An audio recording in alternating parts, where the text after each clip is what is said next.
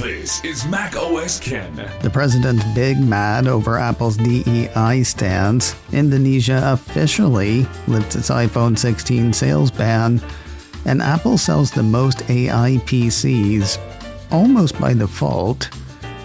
It is Thursday, the 27th of February, 2025. I'm Ken Ray, and this is news from Mac OS Ken. Brought to you by yours truly and sponsored by Incogni. Take your personal data back and get 60% off an annual plan with code MacOSKen at incogni.com/MacOSKen. This show is also supported by people like you, patrons through Patreon. Find out more and add your support at patreon.com/MacOSKen. The goodwill with the White House generated by Apple's announcement that it was investing $500 billion in projects in the U.S. over the next 4 years lasted about 4 minutes. On Tuesday, shareholders voted to side with Apple and keep the company's diversity, equity, and inclusion initiatives, or inclusion and diversity, as the company calls them, intact.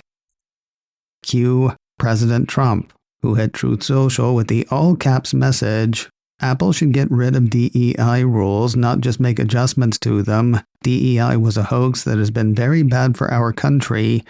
DEI is gone. Now I gotta give mad props to Daring Fireball's John Gruber for his well-written, well-reasoned post on this issue. It was that piece that brought to my attention the fact that Apple calls such programs inclusion and diversity rather than diversity, equity, and inclusion, or DEI. I'm not sure I agree with all of what he's written, but I like the feel. According to Gruber, there does exist a formal world of DEI, right down to using that very acronym. Some universities seem overrun with it despite results that strongly suggest it doesn't work, and some clearly objectionable dogmatic requirements. But there are obvious reasons any company, or university, or organization ought to be concerned about diversity and inclusion in the plain sense of those words. Not just ethical, the way things ought to be reasons, but empirical studies have shown that diverse organizations are more successful. Gruber goes on to weigh differences between a dogmatic DEI drive, a liberal drive for policies that promote inclusion and diversity, and what he sees as the Trump administration's objection to actual human diversity and inclusiveness. He thinks a lot of companies that veered left a few years ago are using the current climate to course correct back toward the center. Whether one agrees with that assessment and whether it's something companies should be doing is a different debate for a different time. Whatever the case, Gruber doesn't see it as applying to Apple. Noting that the company has long charted its own consistent course on such matters, Gruber says Apple didn't lunge to the left at the height of the Me Too and Black Lives Matter movements because they didn't need to. And so they have no need to course correct now. Apple shareholders seemingly agree. Something to consider in the face of anger from the Oval Office. The Director of National Intelligence is investigating whether the UK may have broken a bilateral agreement when secretly demanding that Apple build a global backdoor in the iCloud. That is the word from 9 to 5 Mac. No doubt you remember this story from a couple of weeks ago. It's the one that had the British government requiring Apple to create a backdoor that would give UK security officials open access to encrypted user data worldwide. That was a secret demand, one that Apple didn't acknowledge because doing so would have been illegal. It did respond, though, by pulling its advanced data protection service from the United Kingdom. The whole issue was brought to the attention of Tulsi Gabbard, U.S. Director of National Intelligence, by media reports and a bipartisan letter from a couple of members of Congress. And 9 to 5 Mac says she has responded. Quoting her return letter to Senator Ron Wyden, Democrat of Oregon, and Representative Andy Biggs, Republican of Arizona, I share your grave concern about the serious implications of the UK or any foreign country requiring Apple or any company to create a backdoor that would allow access to Americans' personal encrypted data. This would be a clear and egregious violation of Americans' privacy and civil liberties and open up a serious vulnerability for cyber exploitation by adversarial actors.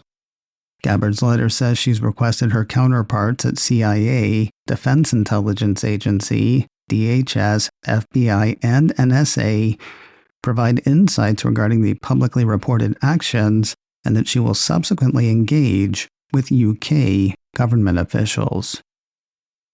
It's hard to believe this could actually be true, but after months of wrangling and false starts, it looks like the ban on iPhone 16 sales in Indonesia is really about to be lifted. Citing a Reuters report, a piece from TechCrunch says Apple will be able to resume its iPhone 16 smartphone sales in Indonesia after the two sides came to an agreement, the industry ministry said during a press conference Wednesday. Indications in the piece are that the change comes in the wake of Apple's offer of $1 billion investment back in December, while reports last month said Indonesia had rejected that offer because the investment was only for a factory to make AirTags. Yesterday's TechCrunch piece says the facility backed by the $1 billion investment will manufacture components for smartphones and other Apple devices. Meanwhile, Indonesia's industry minister is said to have said that Apple is in the process of obtaining a local content certificate to market its devices in the country. No comment yet from Apple on the issue. More news in a moment, but first a word from today's sponsor, Incogni, helping you take back your personal data. The size of the industry dealing in our personal info is enormous. One EFF exec says the data broker industry is the Wild West of unregulated surveillance. It is a vast, interconnected, opaque industry with hundreds of companies people have never heard of making billions of dollars per year selling your personal data. Let Incogni work to get your data out of data brokers' hands. Make an account, give them permission to work on your behalf, and Incogni requests data brokers remove your data, deals with any objections, and keeps on doing it. Whenever a new record is created on a data broker's site, Incogni is ready with another removal request. This time last week, they had gotten my data pulled in over 220 incidents. Now, that number is over 250. They are always working for my privacy. Let them do the same for you. Take control of your data privacy today with Incogni. Get 60% off an annual plan with code MacOSKen at incogni.com/MacOSKen. That's a great savings, and it comes with a 30-day money-back guarantee. INCOGNI. Get 60% off an annual plan with code MacOSKen at incogni.com/MacOSKen.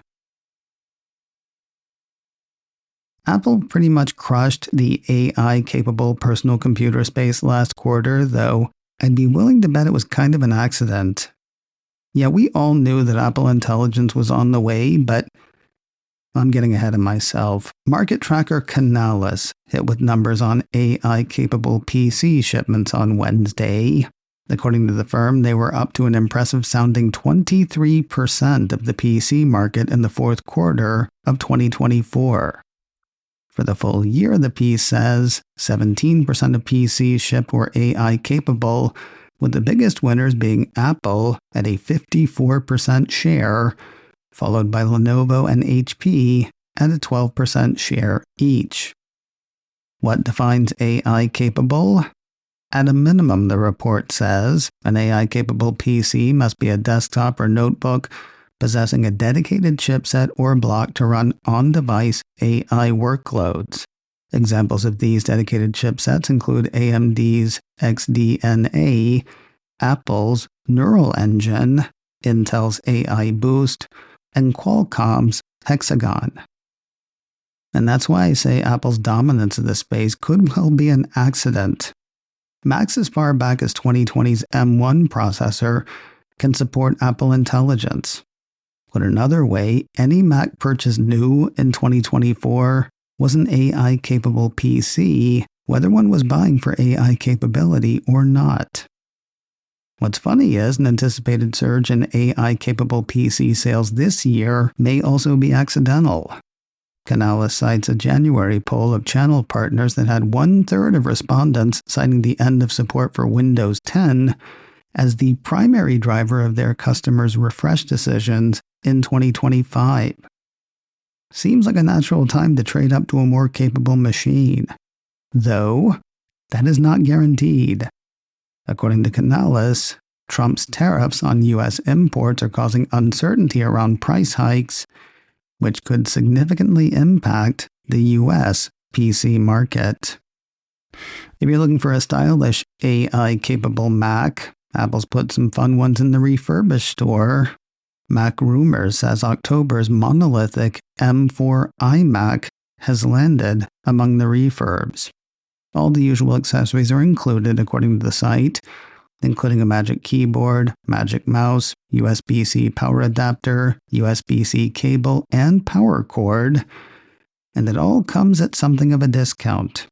The piece says the refurbished iMac configurations are all discounted by approximately 15% versus buying new from Apple.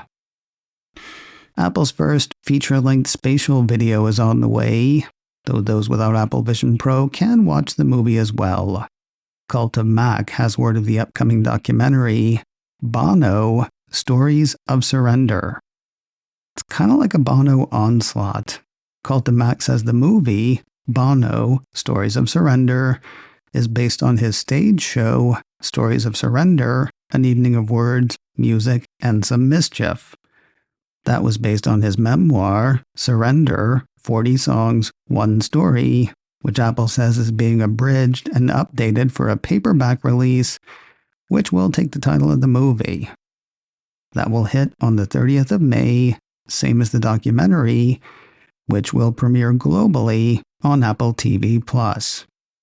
But wait, there's Spatial Video, also set to premiere on the 30th of May on Apple Vision Pro. Apple says Bono, Stories of Surrender, Immersive, will be the first feature-length film available in Apple Immersive Video, a media format recorded in 8K with spatial audio to produce a 180-degree video that places viewers on stage with Bono and in the center of his story. Gosh, I wish they could find a way to just put that on my devices without me even knowing. We can laugh about it now. It's been a decade. We'll end the day where we began it, on Daring Fireball. Gruber's written up a recent episode of the BBC series Desert Island Discs, featuring former Apple design king Jony Ive. If you don't know the show, Gruber says the gimmick is the guests are asked to name 8 songs, a book, and a luxury item they would take with them if they were stranded on a desert island, and those picks, including playing the songs, are sprinkled throughout the interview. Of course, other topics do come up as well. One highlighted by Gruber was Ive's recollection of working at Apple before Steve Jobs came back to the company. He also talks about being caught in his head in the future, or in the future in his head. He has trouble with the now because he's always thinking about the future. All of that plus spinning the hits. The interview is up now on the BBC site. Gruber says the podcast feed for the show lags by about a month, so you can either listen on the site or have something to look forward to. macOS Ken, brought to you by me and sponsored by Incogni. Get 60% off an annual plan with code macOSKen at incogni.com/macOSKen. This show is also supported by people like you. patrons through Patreon. Find out more and add your support at patreon.com/MacOSCan. Advertising handled by Backbeat Media. Online at backbeatmedia.com. You can reach me a couple of ways. info@macoscan.com or call 716-780-4080. Until next time, that is news from macOS Ken. I'm Ken Ray.